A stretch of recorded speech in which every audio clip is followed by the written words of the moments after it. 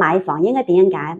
如果你亦正打算呢個五一期間翻嚟信義睇房買房，面對咁重要嘅抉擇，究竟應該點樣做出明智嘅選擇呢？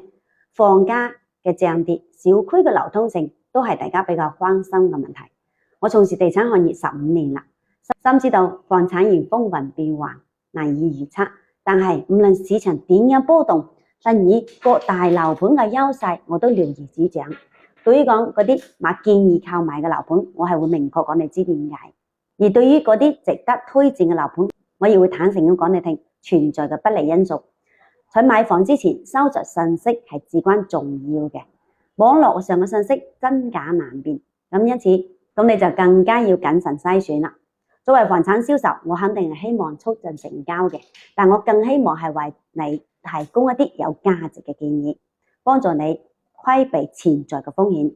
好多朋友呢，工作比較繁忙嘅，只會通過網絡去了解市場。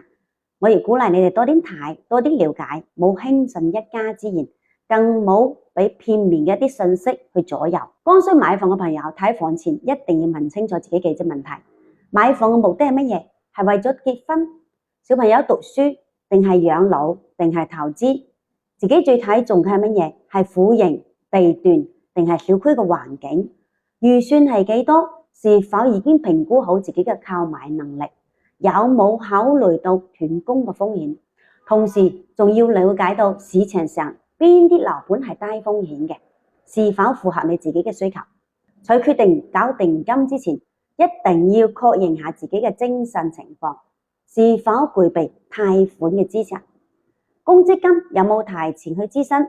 呢啲都係影響你貸款買房嘅重要因素。另外，選中樓盤開發商嘅5證有冇齊全呢？呢個又係必須核實嘅。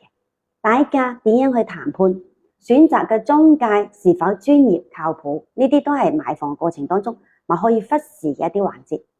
我係麗麗，做你15年嘅房產，我會為你提供全面嘅真實嘅信息，幫助你更好咁做出買房嘅抉擇。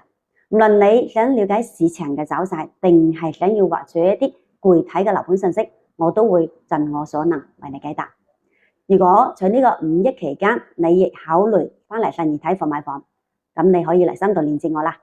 我承諾有問必答，盡我所能為你提供幫助。記住，買房係一個好重大嘅抉擇，冇急於落定，確保你自己充分了解市場嘅情況下，先做出明智嘅選擇。同時，我係想提醒大家，買房不單只係一個交易，更係一個家庭長遠嘅規劃。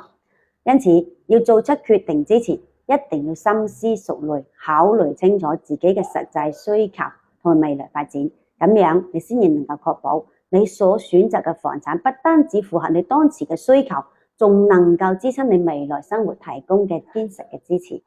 我係麗麗，我哋下期再見。